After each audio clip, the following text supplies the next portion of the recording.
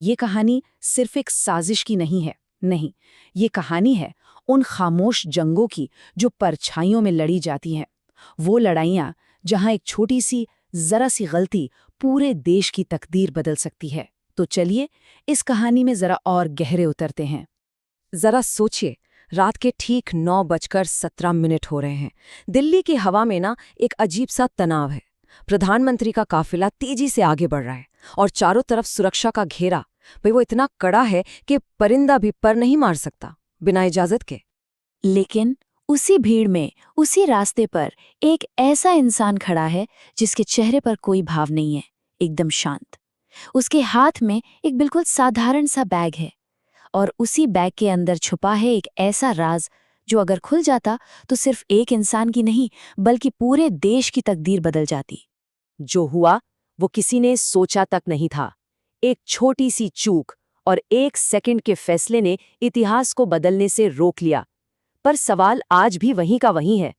क्या वो सिर्फ एक संयोग था, या इसके पीछे कोई ऐसी कहानी है जिसे कभी पूरी तरह सामने ही नहीं आने दिया गया? आज की इन खामोश जंगों को समझने के लिए हमें इतिहास के उन पन्नों को पलटना होगा जो सचमुच खून से लिखे गए हैं। वो सबक जिन्होंने भारत की सुरक्षा की पूरी किताब ही दोबारा लिख दी। इतिहास में 2 तारीखें ऐसी हैं जो देश के दिल पर एक घाव की तरह हैं। 1984, जब प्रधानमंत्री इंदिरा गांधी की उनके ही सुरक्षा गार्डों ने हत्या कर दी, और फिर 1991, जब एक आत्मघाती हमले में पूर्व प्रधानमंत्री राजीव गांधी को खो दिया गया। इन 2 घटनाओं ने प्रधानमंत्री की सुरक्षा को हमेशा हमेशा के लिए बदल दिया। और जो बात इन दोनों हमलों को अलग करती है ना, वो ये है कि उन्होंने 2 बिल्कुल अलग तरह के खतरों को उजागर किया। 1984 ने देश को सिखाया कि सबसे बड़ा खतरा हमेशा बाहर से नहीं आता। ये विश्वासघात के रूप में अंदर से, मतलब सबसे भरोसेमंद लोगों से भी आ सकता है। वहीं 1991 ने दिखाया कि दुश्मन अब सीमाओं के पार से अंतर्राष्ट्रीय ताकीदे नेटवर्क के रूप में आत्मघाती हमलावरों का इस्तेमाल कर सकता था। इन घटनाओं ने सुरक्षा एजेंसियों को ये समझने पर मजबूर कर दिया कि लड़ाई अब सिर्फ गोलियों और बमों की नहीं थी। नहीं, अब जंग एक अदृश्य युद्ध क्षेत्र में लड़ी जानी थी, खुफिया जानकारी, साजिशों और धोखे के मैदान में।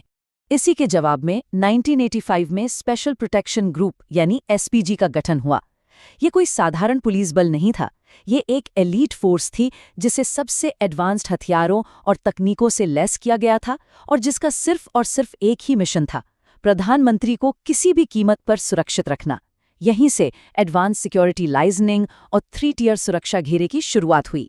लेकिन जैसे जैसे फिजिकल सिक्योरिटी का घेरा सख्त होता गया, खतरा और भी खतरनाक हो गया।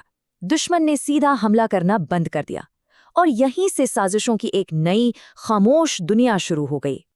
अब कहानी 2000 के दशक की शुरुआत में आती है। भारत एक आर्थिक शक्ति के रूप में तेजी से उभर रहा था, लेकिन जैसे जैसे भारत का कद बढ़ रहा था वैसे वैसे उसके दुश्मन भी बढ़ रहे थे, देश के अंदर भी और बाहर भी। और यहीं से एक नई, कहीं ज्यादा पेचीदा साजिश की नींव रखी गई। इसकी शुरुआत हुई फुसफुसाहटों से। सीमा पार से पकड़ी गई कुछ एन्क्रिप्टेड बातचीत, देश के अलग अलग शहरों में कुछ संदिग्ध लोगों की अचानक से हलचल, और कुछ ऐसे कोड नेम जो खुफिया फाइलों में कहीं थे ही नहीं। शुरू में यह सब एक शोर जैसा लगा जिसका कोई मतलब नहीं था, लेकिन फिर भारत की 2 टॉप खुफिया एजेंसियां, रॉ जो बाहरी खतरों पर नजर रखती है और आईबी जो देश के अंदर की जानकारी जुटाती है, इनके कुछ बहुत ही शार्प एनालिस्ट्स ने इन बिखरे हुए टुकड़ों को जोड़ना शुरू किया। और जानते क्या हुआ? एक बहुत ही भयानक तस्वीर सामने आने लगी। उन्होंने दिन रात एक कर दिया, मतलब डेटा के पहाड़ों को खंगाला, और धीरे धीरे पूरी साजिश का नक्शा उनके सामने साफ हो गया। और ये प्लान बेहद सटीक था, जिसका सीधा निशाना थे भारत के प्रधानमंत्री। और हमले के लिए जगह चुनी गई थी एक बड़ा सार्वजनिक कार्यक्रम जहां हजारों लोगों की भीड़ जमा होने वाली थी। अब समय तेजी से हाथ से निकल रहा था। हमलावर अपने मौके का इंतजार कर रहे थे। सुरक्षा एजेंसियों ने एक जवाबी योजना बनाई, लेकिन ये सिर्फ सुरक्षा बढ़ाने की योजना नहीं थी। ये एक जाल था, हमलावरों को उनके अपने ही खेल में फंसाने के लिए, वो भी बिना उन्हें कोई भनक लगे। कार्यक्रम का दिन आ गया, सब कुछ बिल्कुल सामान्य दिख रहा था। भीड़, मीडिया, सुरक्षा, सब कुछ वैसा ही जैसा हर बार होता है।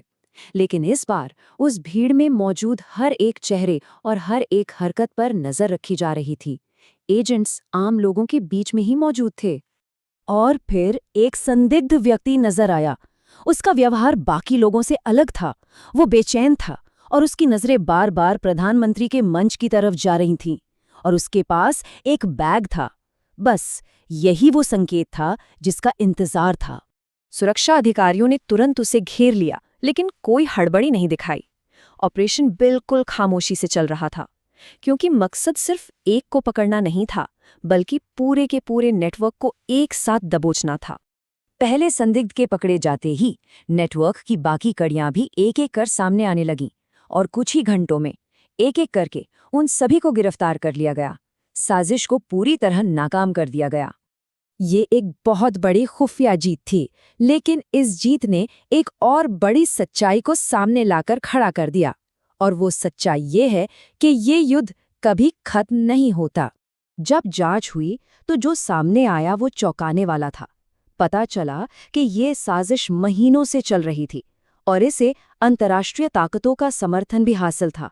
अगर ये सफल हो जाती तो इसका असर सिर्फ भारत पर नहीं, बल्कि पूरी दुनिया पर पड़ता।